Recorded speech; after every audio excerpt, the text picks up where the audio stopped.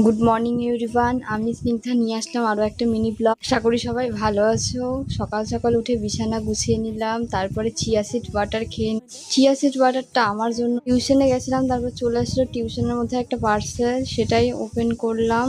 এটা ভিডিও বানানোর স্ট্যান্ড বা সেলফি স্ট্যান্ড বলতে পারো, বেশ ভালো এসেছে। আমরা তিনজন মিলে দেখলাম কিরকম কি। সারাদিন অসুস্থ হয়েছিলাম, শুয়েছিলাম, কিন্তু বিকেলে কম্পিউটার যেতেই হবে, সেই জন্য 6টার দিকে চলে যাচ্ছে কম্পিউটার। এই চিয়া সিড ওয়াটারটা খাওয়ার পর থেকে আমার শরীরটা এত খারাপ হয়ে গেছে, লুজ মোশন হচ্ছে, পেট ব্যথা, মাথা ঘুরছে।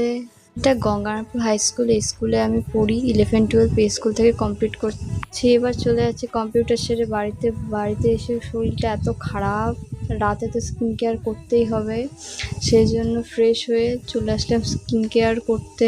স্কিন কেয়ারের হচ্ছে আর ডিটেলস নিয়ে ভিডিও থাকবে আমার চ্যানেলে, সেটা কিছুদিন পরেই আপলোড করব, কারণ অনেক জিনিস আছে যেগুলো শেষ হয়ে গেছে, সেগুলো কিনে তারপরে আপলোড করব স্কিন কেয়ার ভিডিও।